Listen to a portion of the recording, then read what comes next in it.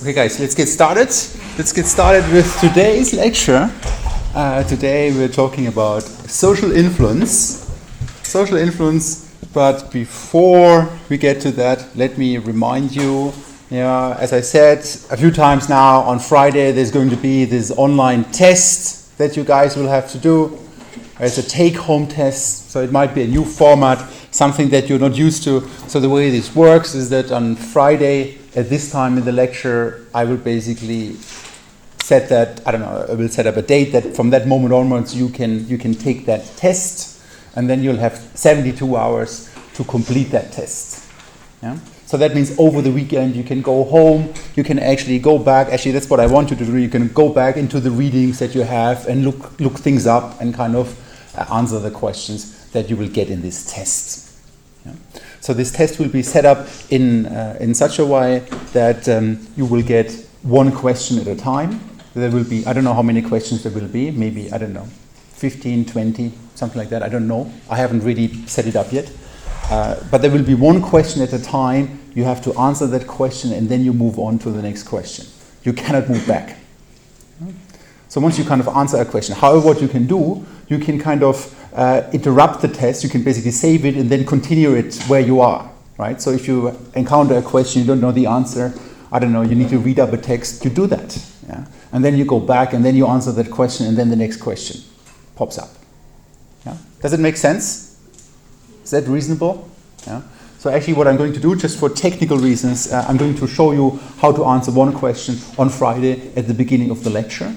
Yeah? So I'm going to set up a little fake test besides of it, so that you guys see how this actually looks like and how you can click your way through in Blackboard how to find this thing. Yeah? Okay, I know this is new, but let's see how this goes. I think this could be an interesting form of assessment to achieve ultimately what we want to achieve, that you guys are on top of the readings. Yeah? Okay. There might be another thing actually happening, so these questions might pop up for people in different order, right? So that's just a random thing that, this system allows me to do. I haven't really decided yet if that's going to happen or not, right? But it can happen. Okay, so, but we'll talk more about that on Friday. I'm going to demo that a little bit. Yeah, one question? Is it like a multiple choice type answer? Most likely, yes. Yeah. Most likely, yes. Yeah. Most likely it's going to be multiple choice. Maybe sometimes there are, different answers. Maybe I will ask you to maybe write one sentence at the maximum, but it's not going to be an essay for sure. Yeah? So most of it is going to be multiple choice about the readings. And maybe about some stuff we had in the lecture. Yeah. Any other questions concerning this test? Will the individual questions be timed? No. Actually, there's this option. I could give you that option. That kind of once you kind of start the test, you have to finish it in a certain, within an hour or something like that. But I will set that to 72 hours for the whole test. Can you do that over 3 days? Like, say, start on Saturday, save it, go back on Sunday? That's the idea. Yes. So you realize the question sucks. You go out drinking on Saturday and give it another try on Sunday. Yeah. That's the idea. Any other questions? Okay, so all I need to do is figure out how to put this on Blackboard. I have a rough idea. Well, and I think it's going to be fine. Actually, I had a test run over the weekend and it was fine. So I'm pretty sure we can manage that. Yeah. And as I also mentioned, this counts to your final grades. Yeah. In a smaller proportion, but it's outlined in the syllabus. I talked about that before. Okay, social influence. Let's talk about social influence. Yeah. So what I brought with me today, I want to talk about social influence in general. Yeah, about stuff that we might already know, or you already think you know. We already had social influence during the last lecture. When we talked about the wisdom of the crowd and how the wisdom of the crowd can be undermined by social influence. But then I want to jump in a little more detail and talk about two landmark studies so to speak. One by James Coleman and others on medical innovation. Basically, it's on the adoption of a particular drug, but that's not the point here. The point is about how social influence matters here for a certain kind of behavior and how network structures matter for that behavior. And another study by Duncan Watts and others about cultural markets. At the end, this is about how, in this case, how some music becomes popular and others doesn't. And the role that social influence has for these kind of things in the cultural domain. Yeah? But I'll talk more about these two studies and also why, in which way I'm going to talk about them in a second. Because they basically fit into our general schema of the Coleman boat, of this macro phenomena that we want to explain. And the one study is that we actually look at how social structure, macro phenomena affects individuals that then behave in a certain way. And the other study looks at how, when individuals behave in a certain way, through social influence, and everybody does like that, what are the macro level patterns that come out of it? Yeah? So this sort of actually fits into this agenda that we have, with looking at the macro implications of the micro level dynamics. So social influence, just a definition that I have here, social influence, it's defined as a change in an individual's thoughts, feelings, attitudes, or behaviors that result from interaction with another individual or a group. Now we already had it in the case of the wisdom of the crowd, this little thing that we did last Friday, where you guys got candy at the end of the day, and you were incredibly accurate, pretty close. I'm still impressed. I told this story to a lot of my friends and colleagues, and they couldn't believe how accurate you were. And I told them, guys, I know it. Those guys are clever. But I already, I kind of had read the stuff before. I sort of expected you guys to be clever in that sense. But you were much better than most of the professors I asked this question. Yeah. You were really much better. Yeah. Most of them said 35, another one said 39, another person said 100, So individually, you were much better than those guys. Collectively, you were much better than those guys. So social influence undermines the wisdom of the crowd. So what I have now I'm going to do another experiment with you guys. Let's see if the sound works out. If the sound doesn't work out, it's not the end of the world either. Yeah? But it's a little experiment that I'm kind of very excited about. And, I like experimental designs because they're very neat, they're very straightforward, and you immediately see the point of it. Yeah? So here, maybe the design isn't that amazing where we have a treatment and a control. Remember, I talked about that in last year's lecture on research design, what experiments are and how they can be used in the social sciences. So now I'm going to do a little life experiment with you guys. And the experiment is about yawning. Experiment is about yawning. So I'm going to show you a little video, and afterwards I'm going to ask you a question about that. So please pay close attention to this.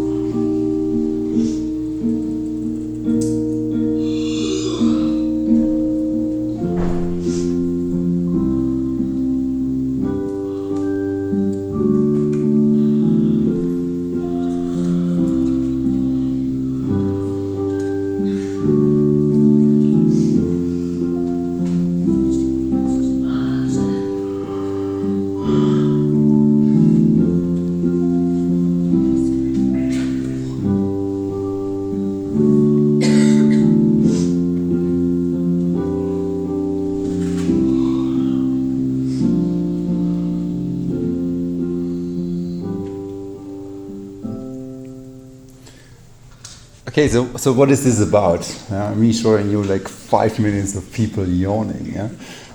Basically, the story is we know that yawning is contagious. We had some people yawning here now. Actually, when you show this video to people, half of them yawn. Maybe now in the class setting, it's a different story. Also, I remember I did this last year in the lecture. I was teaching at 9 o'clock in the morning. I was yawning for the rest of the day.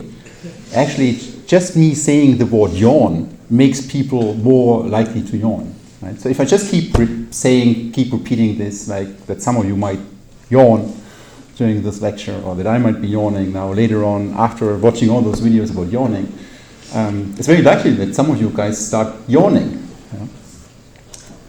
Actually, there have been serious studies about this. Yeah? There have been serious studies about this. There's one paper which was published just 3 years ago now in PLOS ONE on this, where they actually looked at how are people differently affected by this.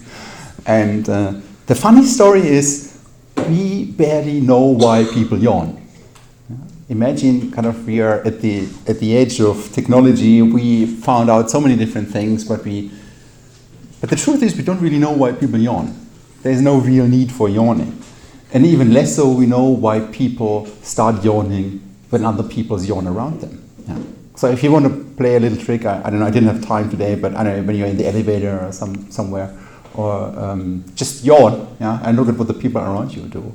I bet there's a very good chance that they start yawning too. Yeah. So there's no magic here with this, but actually we know that yawning is socially contagious, but we don't really know why. Yeah. We don't really know why. So what do we mean by socially contagious? There's no virus. There's nothing that transmits here. Yeah? It's not like a disease where a bacteria jumps from one host to another host. Yeah? But still, it seems like it's a contagion. Yeah? And later on during the lecture, we'll talk about crime in a similar way. People found that crime is contagious too. It's not just something like yawning. So these things actually greatly matter. Yeah? And when you start looking around them, and for these kind of things, there's serious research about this. And I'm fascinated by these kind of things, so I do sometimes work in this area too.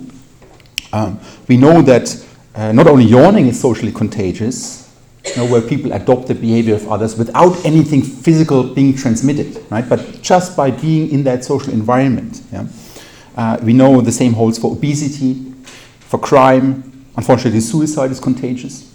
Divorce or breakups are contagious. Right? So if your friends have a breakup, you're more likely to have a breakup as well.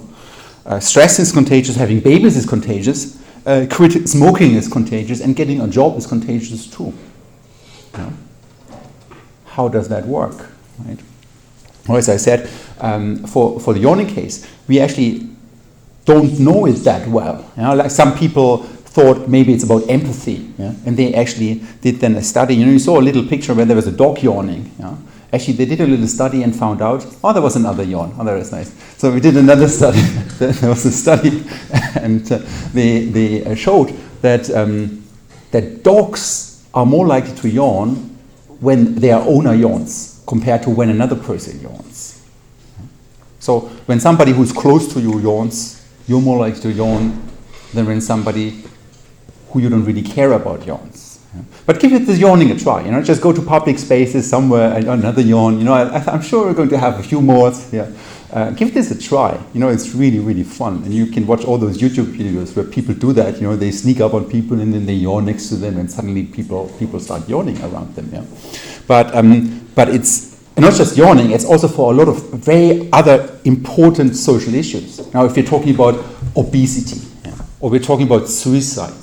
These are very important issues, yeah? And it seems that social influence matters here. Yeah?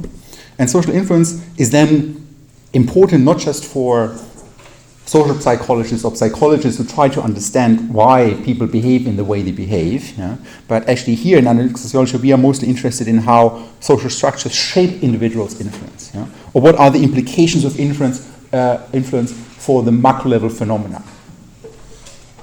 At the end, we are interested in something like a suicide rate, for example, or in an unemployment rate, or in a general pattern of inequality, or more yawns. Now it's really kicking in. You guys, it take a bit of time, but finally you guys are all yawning. Maybe it's me talking about yawning. But anyway, so there are macro level implications, and now we can actually fit that into our schema that we have here. And now I brought these two studies that I want to jump in a little more. One study looks at the importance of social networks, how people are embedded in their social environment, for how it actually ultimately affects their individual behavior, which in this case is the adoption of using a new prescription drug, actually an antibiotic drug in the 1950s. And the second study is then about the implications that when individuals behave in a certain way, how do we get there? And there I'm going to talk about the study on cultural markets. So first one, how do social networks shape social influence in individual behavior? The adoption of a new drug. You will see in a second what I mean by that. And the second one is another landmark study. How does social influence lead to macro level implications? For example, inequality. And you will see that social influence actually plays a huge role in generating social inequality. Okay, so let me start talking about this medical innovation study that I brought with me. So I brought that because this is basically a landmark study, not just for analytical sociology, but for sociology in general. You heard about this guy, James Coleman, already before. He was sort of like a big guy, a sociologist at the University of Chicago. It used to be the place in the world, if you wanted to do sociology, Chicago was the place to be. Now, less so, but still they're very good. And two other guys, Leo Katz and Menzel. So in the 1950s, they wrote this paper on the diffusion of an innovation among physicians. And when we look at the pattern where we are here, it basically is about these two eras. So they are individuals embedded in social networks, as you will see in a second. That kind of affects them in a certain way. They behave. They do something. So they start giving people prescriptions for a particular drug. So what was this all about? Well, basically it was about doctors prescribing a new drug. Actually, this happened to be in the 1950s, and the drug that we are talking about here is an antibiotic. Now, it's hard to believe, but antibiotics were not around until the 1950s. So before people would die for a stupid little bacterial infection. So nowadays you would laugh about that. You just get an antibiotic and you're sorted out. Well, actually, we might heading to a new age where antibiotics don't work anymore because bacteria become resistant towards it. But back in the days, it was a huge innovation. It saved lots of lives. Actually, it was developed during the Second World War. A lot of soldiers at the beginning died because of, they had an open wound, and then they got a bacterial infection and they tended to die because of that. And with antibiotics, nowadays almost everybody can be saved. So this is the context for this study. So basically those three guys, they were at Columbia University in New York, another great place to do sociology. At Columbia University in New York, they were there.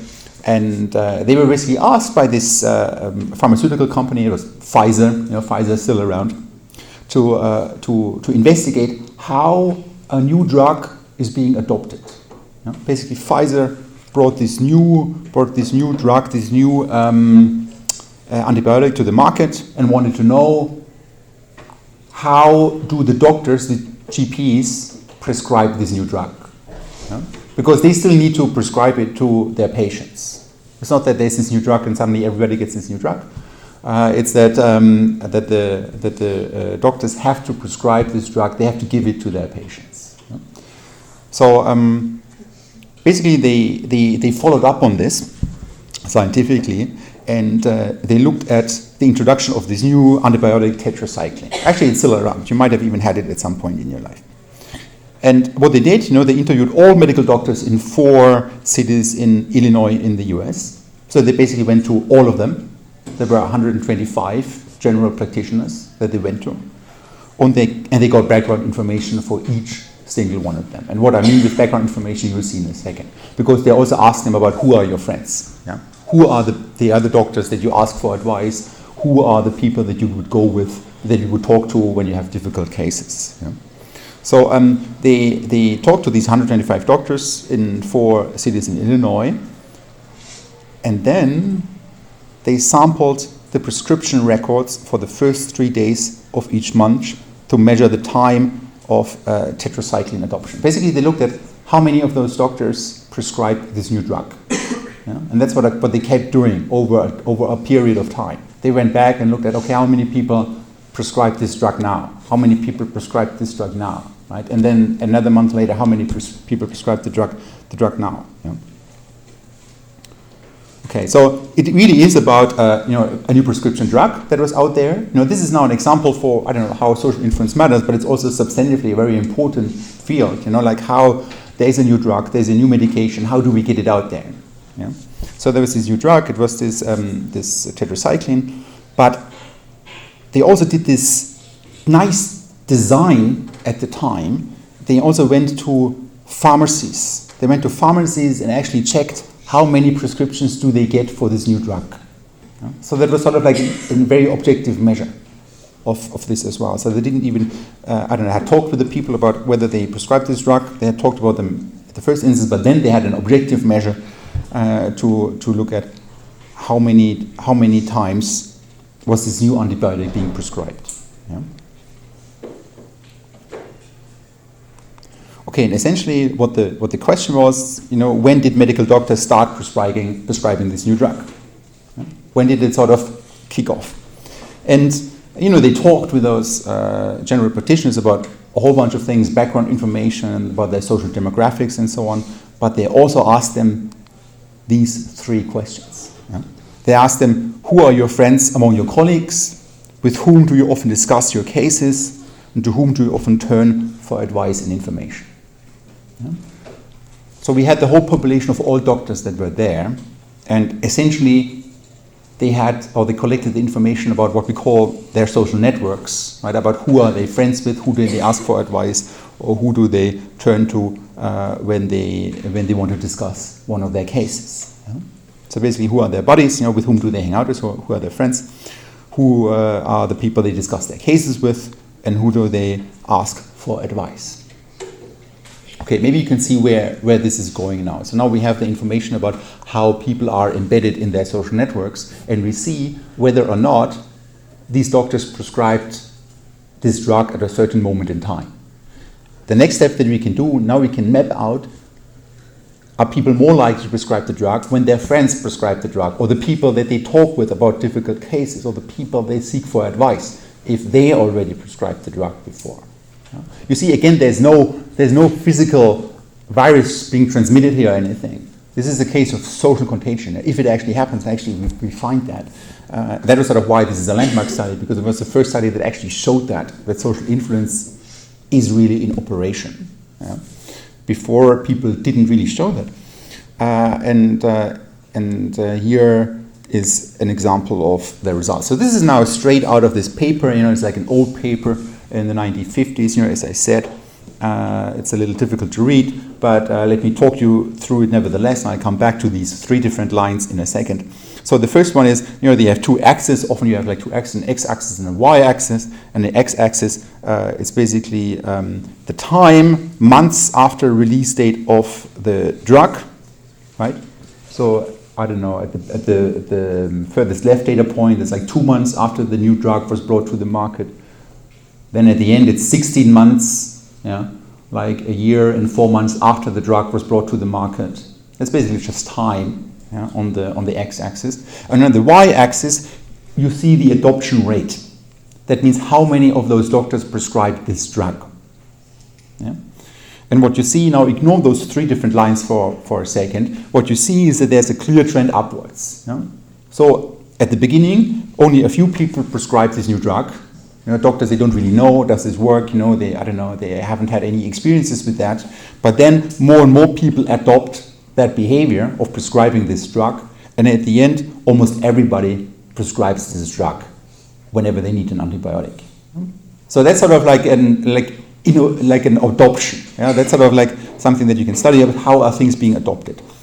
Okay, now let's zoom into these three different three different lines that we have here. Because now what they did, they kind of presented the results. Back in the days, they did very simple analysis. Something like making three different lines. But still, it's very powerful stuff that you can do. So sometimes you don't need to do fancy stuff in order to make very powerful statements. So here, now what they did, they basically made three different lines for different kinds of those doctors.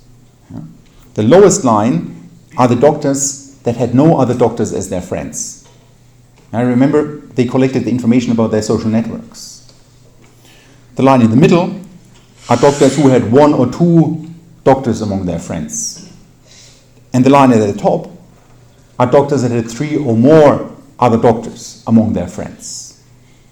And what you see from this here very clearly is that those guys who have other doctors as their friends prescribe the drug faster.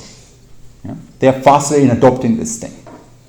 So people who who have a particular network position, and that was sort of like the punchline of this thing, that the network position, that where those guys are in this network that I showed you earlier, that position matters for whether they are fast or slow in adopting this behavior. So essentially the finding here was that networks matter for adoptions. Doctors who were mentioned by their colleagues as friend, advisor, or discussion partner prescribed the new drug on average earlier than those who were named by few or none of their colleagues.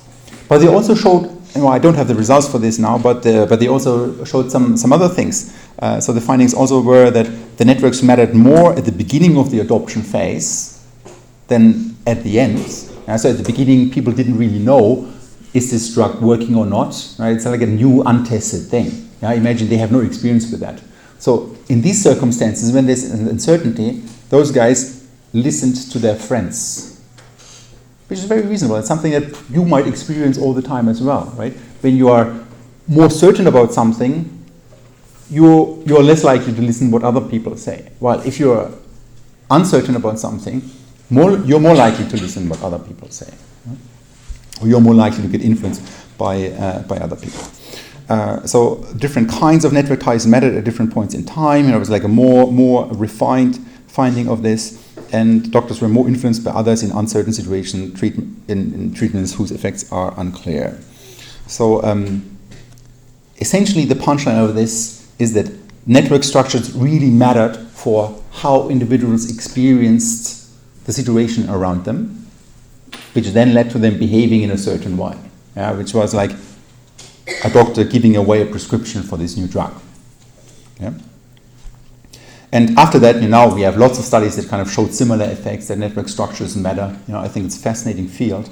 And once you kind of start getting into that, you realize, hang on, how can we do anything without looking at networks around us? Well, not everybody is influenced by everything, but we are much more influenced than you think we are. Okay. So that's sort of the first study that I wanted to talk about, which is sort of like an old study, but a landmark study that first introduced the importance of networks for social influence. So the second study that I want to talk about now is about cultural markets. And it's a much more recent study. There's a paper, I think this is sort of what's the reading for today, Salganik and Watts, but it's basically based on another article that they wrote 3 years before in Science. So those guys wrote a science article, like 3-4 pages long, not very long, also not very difficult to read. But I gave you this one here nevertheless. And people say this is going to be a landmark study. Well, it already is. So people cite it up and down. It's a very important one. And in a second, you'll see why it made such a splash at the time. Okay, but now this study is essentially now about the lower arrow and the arrow upwards again. So what if individuals behave in a certain way? What are the macro level implications when we have social influence here? And it is about cultural markets or cultural goods, and often these things are incredibly hard to assess, incredibly hard to judge. What is good art? Or how is a book good? Or how is a movie, is it going to be successful or not?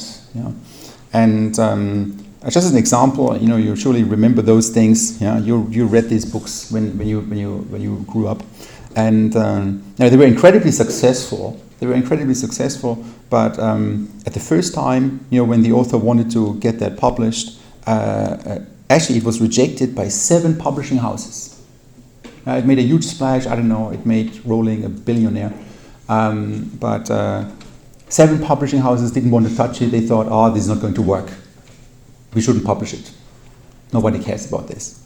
But you saw actually what happened. It sold over 300 million times, while most of the authors, I don't know, out there, including especially academics, if they're lucky, they sell a few thousands of their books. So the initial success of books is incredibly difficult to predict. And that's what people in the market will tell you too. Another domain where you have that is with movies. Movies are incredibly difficult to predict whether they are going to be successful or not. And I don't know if you ever wondered. I wonder about that all the time. I don't know. I see a movie and I wonder, God, those guys, they spent just €500 million on making a new Batman movie, and it just really sucked. It was just really, I don't know. I walked out of it. I thought, guys, seriously, this has no story. This doesn't make sense. Doesn't anybody pick that up? The truth is, it's incredibly difficult to predict the success of movies. It's really, really, really, really hard. Or another example where we have that, this TV show. I'm sure you had it in Ireland here too. In the years, I think it just came to an end, but they had it for over 15 years. It was one of the most widely watched shows in a particular age group. It attracted millions of viewers all over the world. But before the whole thing started, 3 television stations rejected the whole idea. Thought this is completely stupid. It's not going to fly. They didn't want to touch it. Now they actually, similar like the publishing houses with the Harry Potter books, they probably thought, God, they should have picked up on that. Another example, this is just another example, actually Star Wars, you all know how successful it was. It's still going on. You're like, I don't know, almost 25, 30 years later. It's still a huge franchise and even bigger now after Disney picked up on it. But at the time, almost everybody said, when the first movie in the 1970s came out, almost everybody thought, this is going to be such a flop. The expert all said, this is not going to fly. People in space and they fight and whatnot. People are not going to like this. So basically the story here is that in cultural markets, things are incredibly difficult to predict. And insiders often say that nobody knows anything. Some people say they are expert, but in fact, it's a huge, huge gamble. And finally, it's even like that in the academic business. I write stuff, and sometimes people pick up on stuff that I write that I thought is not my best writing. But for whatever reason, they like it. And other stuff that I think is great, nobody really cares about.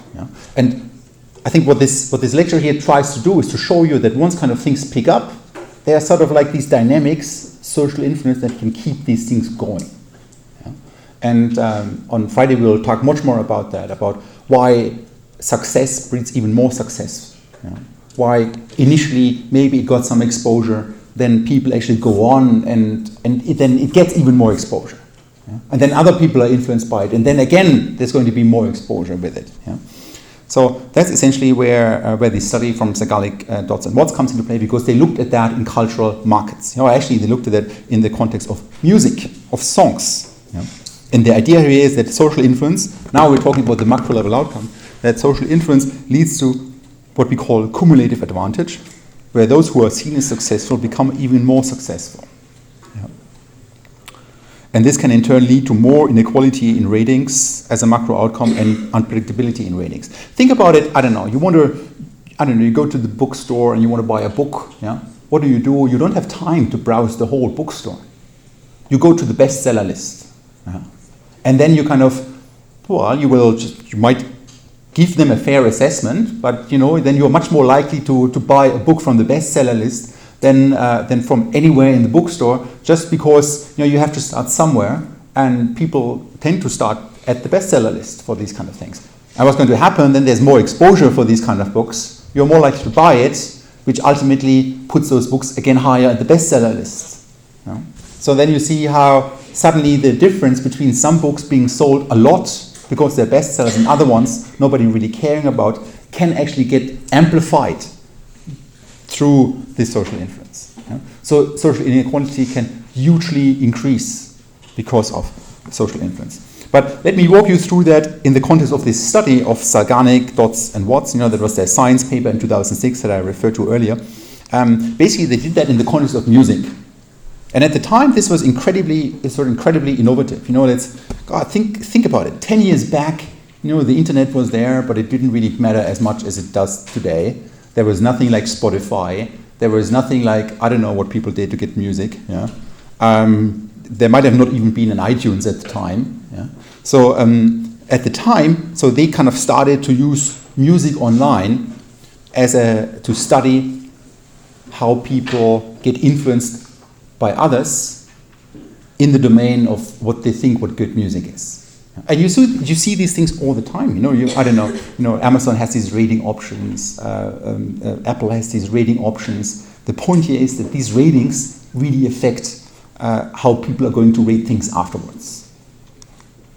So what they did in the study, they created this website where participants could listen to, rate, and download songs by unknown bands. At the end, almost 16,000 people participated in this. It was huge at the time.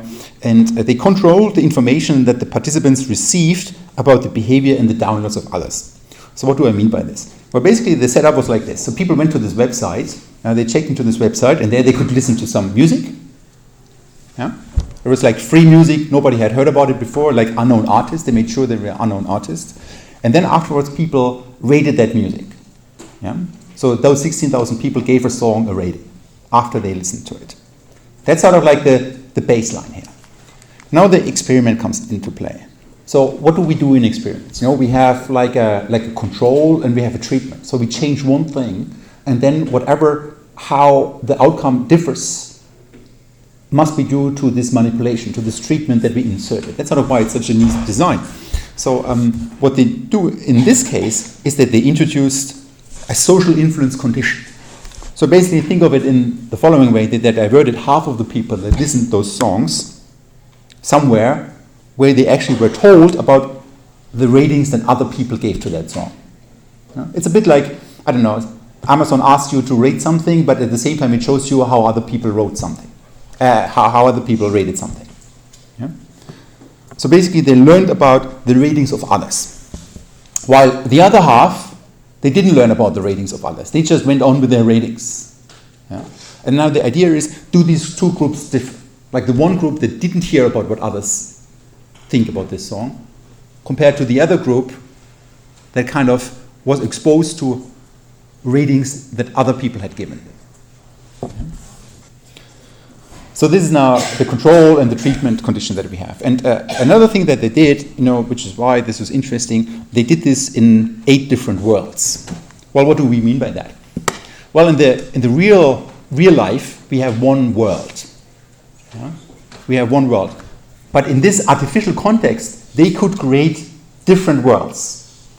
That means that basically they didn't just send people into one of those social influence conditions, but they sent some people into the first group, and they only heard about what people in that group had rated, right? They sent some other people in a second group, and they only could see the ratings that people in that group had given before, and so on and so forth, right? And you'll see in a second why that is important, because if it is like that there's influence that matters, then it really depends on what is happening at the beginning, and then it can take off in very different directions, right? For whatever reason, one song is popular in one group, then other people jump on it, while for whatever reason another song is popular in another group, then people jump on this. Yeah? So influence can amplify that and can lead to variety in the results. And that's exactly what they found at the end of the day. So they had these 2 experiments, but actually they had a bunch of more experiments, but these are the important ones that I want to talk about. So first, they had what they called the weak social influence condition. Basically, those songs that were presented to the participants, they were in random order, but there was this rating attached to it. More importantly, there was what they called this strong social influence condition. So in this case, not only did, let's say you went to this website, you listened to a song, and afterwards you had to rate it, not only did you see what other people rate, how other people rated that song, but you also saw where this song was in the ranking. Yeah?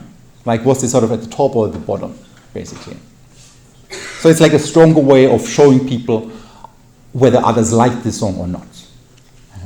And that's sort of like now the treatment. That this is sort of that they manipulate. And at the end, this is sort of their finding. And here what you see, this is a graph with white dots and then gray dots. Let's just focus at the lower one for a second. When you look at the white dots, that's like this independent condition where people didn't hear anything about anybody else. And here you see that people had gave the same probability to listen to a particular song. While in the social influence conditions, those songs that were rated very high were much more likely to be picked on and to be listened to by other people. So when some song was really high on that ranking, you clicked on it. It's a bit like, I don't know, you go on Netflix and as a movie is rated high, you're more likely to click on it and watch it than when a movie is rated bad. And that's basically what there is. But there you see how now social influence really matters and changes the outcome of the success of those cultural goods, of those movies, of those songs, and how people like them at the end of the day. So they also looked at a Gini coefficient. Gini coefficient is a matter for inequality, like how unequally distributed are those ratings. Let's say if every song would get the same rating, the Gini coefficient would be very low. But if every one of us rates a song similarly, the Gini coefficient is 0. There's no inequality here. While when people have very vastly different ratings on a song, the Gini coefficient is high. Gini coefficient is just a measure for inequality. And now what you see here, now you see those 8 different worlds. These are sort of like the dark gray bars, and you see this independent condition that we had to begin with. And now the key here is when you look at the lower one, where basically the setting where social influence was more pronounced, like we kind of stimulated that in a stronger way, that people were exposed to seeing what others had said about this song. In this case, people got much more vastly different opinions about which song is good and which one is bad. So what happened here is some songs were rated highly, then other people jumped on it and also rated it highly. Even though if they would not have heard about it from others, they would have rated this song much lower. Okay, they also looked at unpredictability, but let me skip over that. So the story that I want to say here is that social influence at the micro level leads to inequality and unpredictability of success at the macro level. So we have this year people hear about others through the networks in which they are embedded in. That sort of affects their situation. Then they behave in a certain way. They start liking certain songs, and this is sort of where this paper made the contribution that they showed that this has macro level implications. So because of that, because of this effect, when people follow what others do, we get much more inequality in the ratings at the end of the day. And we also get much more unpredictability at the end of the day. And this is something that we're going to pick on Friday, where I'm going to talk about self-fulfilling prophecies first. So we have the paper by Merton. Keep in mind this paper is also relevant for the exam. So you have to do it for next Friday. And good luck preparing with the readings, and we see each other on Friday. Okay, thanks.